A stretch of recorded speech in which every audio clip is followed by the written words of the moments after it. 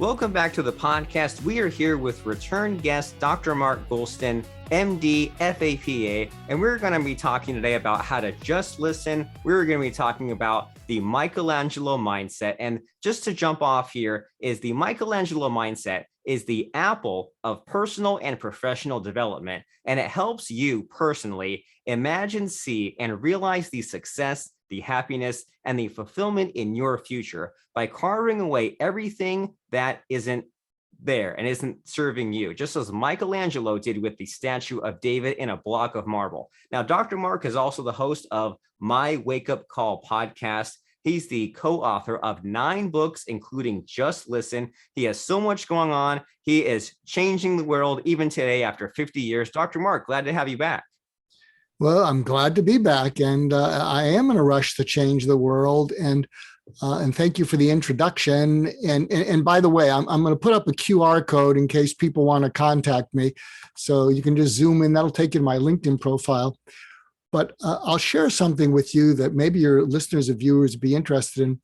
All my life, I've been looking for an umbrella under which everything I've ever done would fit.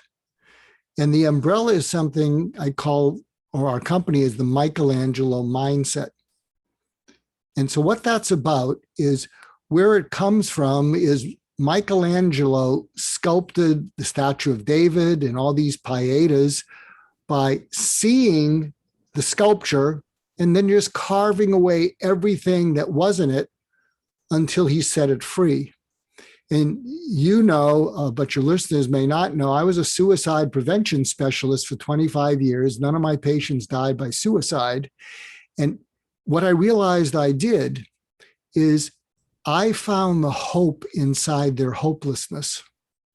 They couldn't see it, but I kept carving away everything else until they felt it.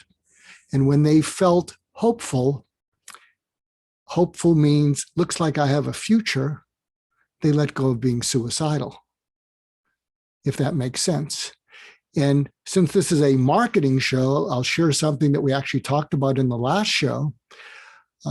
And if you're into marketing and you want to connect, hold, and get your market to take action, the statue of David that you're trying to create everywhere with your customers, your clients, your investors, your people, and top talent you're trying to poach from your competitor, what you want to clear away from is the experience of, it's now reduced, wow, yes. Why those? Because, and look at your website, look at your marketing materials. If you're not triggering wow is, I can't believe what I just saw, heard, or read. So it breaks through ADD, it breaks through being on the spectrum, it breaks through text messaging, and you know you've created wow when you're doing a presentation and people start elbowing each other and saying, what did he say? What did she say? Or if you're speaking to someone who's a little bit distracted, they say, can you repeat that again? So wow is something that breaks through all the clutter. Is it not only breaks through the clutter, it's something so powerful you want to think about it. And then when you think about it and you come up with what you can do with it, you go, yes. And you may know, and your listeners and viewers don't know, for 1.5 years, I played Steve Jobs coming back from the dead. I played him with the turtleneck. I had the glasses on. I had the 501 jeans. I had the new belt. I had the whole uniform.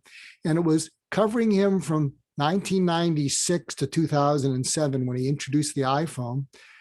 But the whole reason for the whole presentation was to show my audiences this. There's a video. And if you look up Xerox PARC, National Geographic, Steve Jobs, you will see this dramatization of Steve Jobs going to Xerox PARC and laying his eyes on the graphical user interface in the mouse. And within 2.25 minutes, I am telling you, you look at the expression on the actor's face, and he's like this at first. Smartest guy in the room, cynical. The screen goes on with the mouse and he leans in like this. And he says to the technician, "Can I try it?" And then as he steps down to try it, he starts to sweat. That's the wow. And he presses his index finger on the mouse, and suddenly icons come on the screen.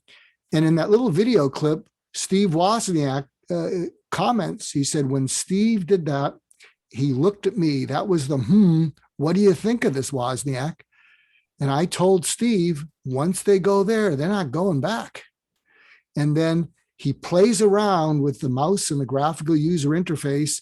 And then Walter Isaacson comes on and says, they didn't know what to do with this at Xerox. But Steve Jobs knew they had something, and he went back to Apple and they created the Macintosh. Why am I saying this? If you're in marketing, if you don't create wow, yes, what you're triggering is, nah, no thanks, never mind. And so look at your website. Look at your copy and your copy editing. Look at how you present anything. And if you don't trigger wow, yes, fix it. Recently, I'm developing a course for an international accelerator. Every 3 months, there's 15 to 20 startups. And one of the things I'm coaching them on, and again, you want to get your audience where they're coming from as opposed to trying to convince them. You might want to write this down, because if you don't, you'll choke on it. Never educate or inspire an investor. It's wasted unless they request it. And what I'm coaching these startups, when they pitch to investors, investors hear ideas all day long. They don't even know what the ideas are. You think your idea is going to change the world. They don't care. What you need to lead when you're pitching to investors, you have your cover slide, shows your company. Slide 2 is the ROI after 1 year. Slide 3 is the ROI after 3 years. Slide 4 is the ROI after 5 years. Because that's what the investor is thinking about. Because if you're a startup, you don't get the head of the investment firm. I mean, those people who might be in their 60s or 70s, they might be curious if you had a startup that would change the world, because they don't need money. But young investors who are sent out to check out your startup and hear your pitch, what they have to go back is make a case to their boss for how your company's going to do a great ROI at 1, 3, and 5 years. And then, of course, what they want to know is how you're going to make that happen. So what follows those slides is how you're going to make it happen. That's what they care about. And then if you're lucky, they might be curious about what your company is about. But do you follow what I'm saying? You need to carve away what's on your client or customer's mind, what's most important to them. And you need to start from that, as opposed to trying to convince them how wonderful what you have is. And I mean, this is huge. This is mind-blowing, but it's also like one of the most simplest things. And what I'm hearing from you is that it's really easy to be barking up the wrong tree. Like you said, there's investors, they want this and they want this. And if you're saying, well, you're saying, well, don't worry about that. Here's all these other things that I think you should know about. You're hitting a brick wall. And it makes a lot of sense that your kind of like role model or person you're possessing here is Steve Jobs, because I mean, as far as I'm concerned, his one trick was just seeing what could be removed. And I mean, he's still a genius about it. He still thought of things that no one even came to mind. But even, iPhone, there's no buttons on it, right? And even with the Mac, even those early ones, there was no eject button on the floppy disk. The mouse, everyone else had 2 or 3 buttons. He just had 1 button. And now there's the magic mouse with 0 buttons. And you see all these innovations, like my Roku TV doesn't even have a power button. There's only a few buttons on it, where everyone else just tries to add features. And even with the Xerox Park, same idea. They had this incredible tool, but they didn't know how to use it. They didn't know what to do with it. And this is a concept that it's been more and more on my mind as I get more into my later years. I mean, not that later years, but like late 30s, where if I'm on a podcast, like with like you, I just kind of sit and I listen. I just listen, to use your branding, right? I just kind of leave room to breathe, leave the space. And I mean, you hear about this like all in life, like if you're on a hot first date, don't try to impress her and keep saying all these things. Just listen, just see where things go. And it seems like a lot more of a way to struggle less, right? It seems like a more natural way to go about things of, like you said, instead of adding to the confusion, chip away, subtract what doesn't belong there, just like Michelangelo. Absolutely. You know, you're reminding me when I played Steve Jobs, when I played him returning from the dead, one of the high points of my presentation is when I did my version of is introducing the iPhone. And I think you'll remember it. Everybody remembers it, but talk about removing clutter. What did he say? It's an internet connecting device. It's an iPod.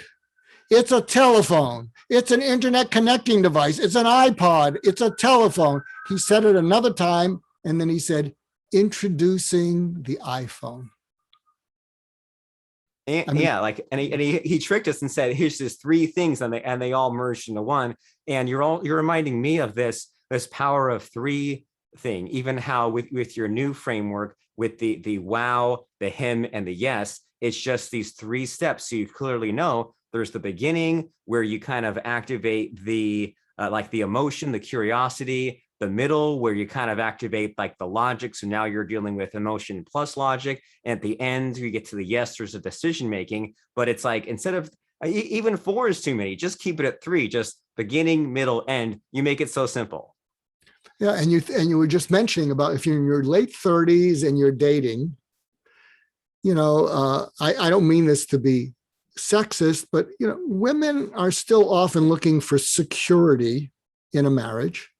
I mean, one of the reasons people get married is it gives usually gives the woman some security, but what they're listening for when it's later on, maybe when you're younger, they're looking for what is sexy, what is something that's exciting, but what they're listening for are you secure? Are you stable? Are you predictable? They don't want to lock you in, but they want to build a life together with you. And which brings me also to using the Michelangelo mindset in communication. Almost 2 years ago, I spoke in Moscow. I headlined with Daniel Kahneman. He wrote Thinking Fast and Slow, Nobel Prize winner. And I headlined because that book behind me, Just Listen, is in 28 languages and became the top book on listening in the world. And here's what I did with the audience in Moscow.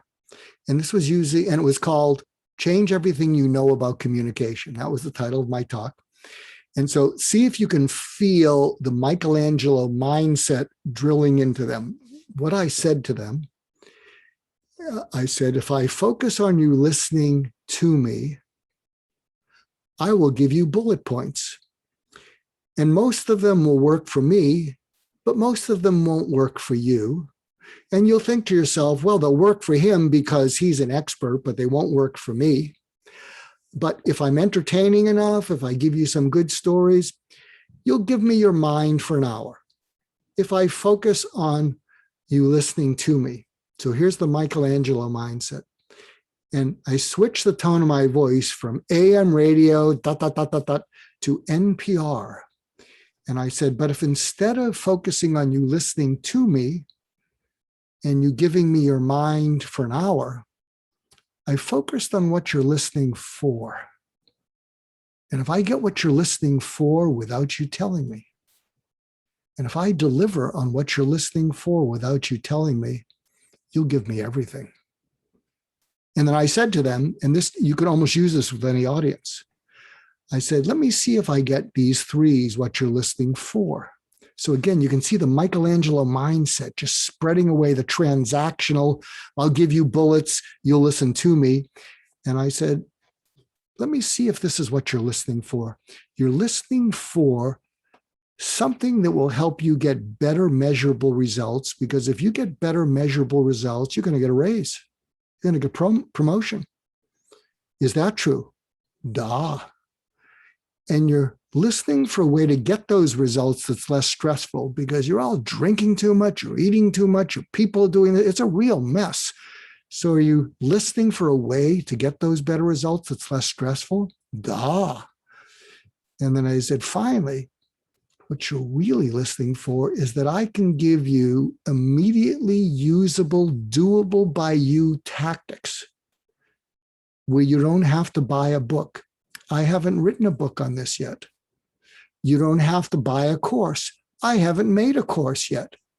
But if I could give you immediately usable, doable by you tactics that you can use immediately to get better measurable results with less stress, will it have been worth the money you paid to come here in a day of your time? And they went, duh. And I said, sit down. I got a presentation to make.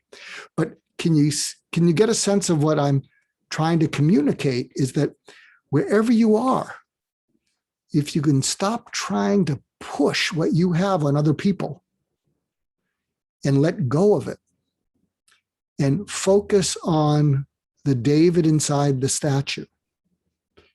Inside every customer and client is someone who wants to buy. Don't sell them. Inside every investor is someone who wants to give you their money. Don't come off insecure and try and push your great IP on them. Inside the best talent in your industry is someone who wants to work for the best company where they can fully fulfill their potential. And inside your people are people who want to wake up every morning and say, I can't wait to go to work. And find out what causes them to think that, and then sculpt away everything that's not it. So are you kind of getting my MO here, Robert? Yeah. Yes, I feel like I'm getting a peek into your psyche as far as listening. We should be listening for things instead of listening to things. And I feel like, once again, I feel like you're like reading a page out of my journal. But like when I first jumped into this podcasting thing, like maybe like 5 years ago, I was like looking for this answer here. I was looking for to solve the problem of going a mile a minute, bullet points, transactional, and wondering why it wasn't working. Just basically like verbal jackhammering, right? Saying, here's all these things, blah. I mean, if I give you 100 things, maybe you'll pick up 2. And I was younger, I was immature. I thought that was the way to go about it. And I think that maybe that was the way I learned. I just said like, well, maybe I'll pick up something, but it was very like blasting a shotgun. It was very hit or miss. And I feel like if this was the final episode of my podcast, it would wrap it all up. We're going to keep going, but I just feel like this kind of explains a lot of what I've been going through the last several years of just putting the fun into presentations, taking your time, kind of setting the table, and adding the emotion into it, just all these things of, instead of all these things I'm going to throw at you, what would it get you? What is the result? What would this look like in the future? And again, when I was younger and didn't know what I was even doing, I felt like that was a waste. I always felt like saying, well, when you use this, you can get a raise and you won't have to drink so much, and all those things you mentioned. I used to roll my eyes at that. I used to say, okay, come on, let's get to the facts. But now it makes a lot more sense to me of how important it is to kind of see the big picture and know what it's leading to and be encouraged and all those things that go along with it. Listening for things instead of listening to things. I feel like that kind of almost script you just said, I think that I need to go back and listen to that again and again so it gets built in, because that's huge right there of saying, I could just throw this stuff at you, but let's focus on what it will get you. And then we can kind of take our time and go back from there. I mean, it's huge. It's amazing. Yeah. In fact, I'm going to give you a script that's a little bit comical. So I'm advising and I'm building a course for an international accelerator. And every 3 months I do a presentation. Now they want me to do a course. And there's usually 15 to 20 startups from all over the world. And one of the parts of my presentation, which they enjoy, and I hope you'll enjoy, and your listeners and viewers, it's about how to pitch to investors after you've run out of family and friends money. So family and friends aren't going to hold your feet to the fire. Investors will. And so one of the things I pointed out to them, and I think you'll get this, I say, how often do you pitch to an investor and they smile and you think it's a yes? And at the end of your presentation, they're going to say, when can we start? And it turns out to not be a yes. They all rolled their eyes. That happened just yesterday. I say, that's because the reason they're smiling is because within 3 minutes of your presentation, they know it's a no, and they don't want to be rude and say, I've heard enough. No, because they see you put so much work into your PowerPoint, they don't want to be rude. So they're smiling like this. And what they're thinking is, I hope they don't take all day. Mm-hmm. And so here's how you turn it around. When they're smiling, and I said, remember, investors don't smile. Money's very serious. They have to go back and report back about if they found anything worth investing in. So next time, here's the script. When they smile, what you say to them, and if you're watching this, you may want to take notes or play it back. You say to them, can we pause for a moment? And they're going to get nervous because you caught them not wanting to be rude, which is why they were smiling. They're going to go, what? Yeah, can we pause for a second? And suddenly you've disarmed them. And you say, when we started, we were like this. Here's you with money to invest. Here's me, a company who needs that money. And right now we're like this. Here's you with money to invest. And I'm a company that's not going to see any of that money. So what happened is when we started, you were listening for something and you didn't hear it. Now, we did our best to prepare the kind of things that you would want to hear, but clearly we didn't get it right. So in the time remaining, I can scrap the rest of the PowerPoint. What was it that you were listening or looking for? Because we might actually have it. And if what you tell me we don't have, I'm in a group of 15 other companies, and I might be able to introduce to you companies that meet all your requirements. And I could send you a little bit on them. And then you could find a company that fits what you want to invest in. Plus, I get to introduce them to you. They get money. They're going to be grateful to me. You're going to be grateful to me. And I may have lost your immediate business, but guess what? If I can make that introduction and it's successful for them and successful for you, and I have focused on their success and your success and not on my own, all of you will take my call in the future. So do you follow what I'm saying? You have turned a pitch that was going nowhere into an opportunity to build a relationship with an investor and maybe 2 or 3 companies that you can introduce to them. But can you see how what that pivot is like and how Michelangelo mindset that is?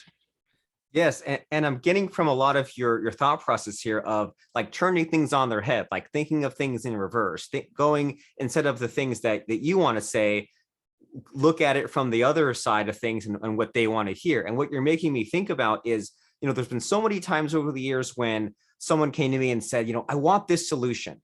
And I would, spend a week making a proposal, making the dreaded bullet points, right? And saying, it's this price, or it could be this price. And here's all these things you'll get. And then taking a week or two. And then by that time, they even forgot who I was and I sent it. I would get ghosted every time.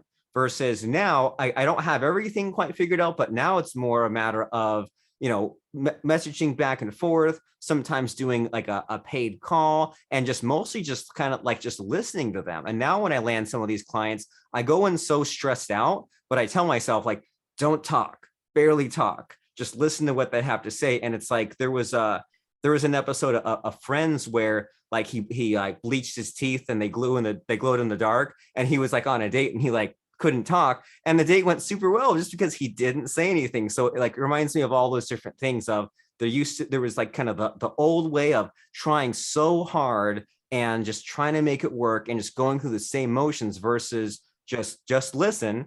And think about what they want. And even if it's kind of like a breaking outside the box solution, which that was, where it's like, okay, even if I'm not a right fit, let me refer you, and then I'll win in the end anyway, if not even by kind of a numbers game. So yeah, this is huge. And we're going to need to transcribe and listen back to that the thing you said a few minutes ago, plus this right now. And we only have a few minutes left. So as we wrap up, wind down here, is there anything you feel like fitting into this conversation that you think is really important that we would hate ourselves, you and me, Dr. Mark, if we left it out? When you're interacting with anyone, and the Michelangelo mindset is a meta mindset, meaning it's not transactional. One of the things you can say to anyone you're going to have a conversation with that's business related, because I have a favor to ask you. I'm going to ask you at the beginning of our conversation, what would you need to solve? What would you need to hear that would cause you at the end of our conversation to think, this was one of the most productive conversations I've had. I'm really excited, and I'm even thinking of moving forward on it. So I want you to give some thought to conversations you've had, or services you've hired, or products you bought, because the more you can tell me the parameters of a great product, a great service, a great hire, and also point out to me the things you hope won't happen, all the things that were just real negatives. I think it'll really help us tee up the conversation so that maybe we have a better chance of you leaving excited, feeling that was a great conversation, and you're wanting to take action going forward, as opposed to going in the other direction.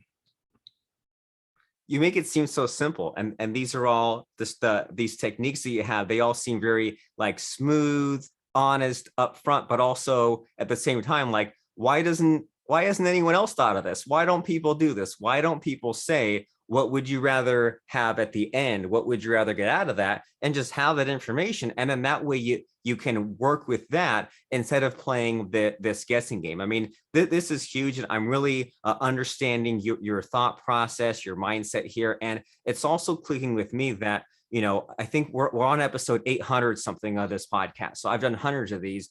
And even just for me as an interviewer, what I want so many different times is maybe like some like encouragement, reassurance, a fun spark of an idea to jump off on. And then also at the same time, maybe just like one less worry, one less thing to think about. And you're making me think of a lot of these podcast guests I've had on when I've gone and looked at their websites. I think the big common factor with all of them, as you can almost tell, they've looked at and they've refined their website hundreds of times. And I always feel bad because I feel like I haven't adjusted my website just right, just enough. But I go and I see, whoa, like they really thought through their colors and the photo of themselves they have on and the message they want to say. And out of all the links they have and the things they say, like what are they promoting, or what do they want me to think when I go to their website? And that's one of those kind of painful, and just it takes a long time to get put in our head. I'm in my late 30s, like we said. Maybe by my late 40s, I'll have more of a handle on this idea of just going back and refining and like seeing maybe not quite what I did wrong, but just like, how can I keep on doing better, and not just making the same old mistakes. Like you're saying, how can I make it a better experience or a better outcome for the person I'm talking to? I mean, my mind is blown, but I also don't want to continue this conversation too much further because we want to keep people interested and thirsty and excited, right? Absolutely. Yeah, go back to your website. And if you're listening or watching, go back to your websites and look at it through the eyes of the people you want to attract. And when they see it, take action. And look at it through their eyes. And would they go, wow, yes? And be candid with yourself.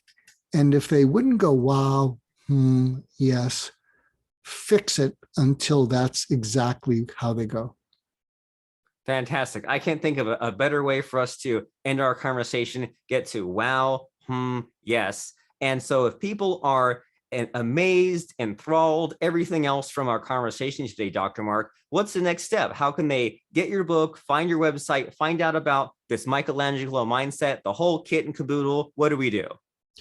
Well, I have my LinkedIn QR up there that you can zoom in. It'll take you to LinkedIn, and that's pretty up to date. And we have a website. It's really pre-beta, Michelangelo Mindset, and Michelangelo is Michel. It's not Michael Ael. It's Michel Angelo Mindset, and people are getting it. I mean, they just understand it intuitively, and that's why it's nominated for a Breakthrough Idea Award from Thinkers 50. And I don't think I'll get it because it's too new, but people immediately get it. Oh, that's exactly how I need to approach the world. And you can connect with us through the website, contact us. And if you're interested in how you can develop it, so how you can look at the world through his eyes or my eyes, it'll make your life much better. I agree. And we all want a better life with simplicity, without all the extra clutter. So the place to go right now to run to, not walk to, but run to MichelangeloMindset.com. And if you're watching on video, you click on the take a picture button and you zoom in. I don't think I have my window zoomed in enough, but it'll load up on the website. It's as if you're taking a picture and then you go and hold it up into that QR code, and we will see you there on Dr. Mark's LinkedIn, and we will see you there at MichelangeloMindset.com. And thanks, Dr. Mark, for stopping by and blowing our minds. I feel like 25 different ways. I really appreciate my mind being blown. Well, thank you for being open to getting it blown.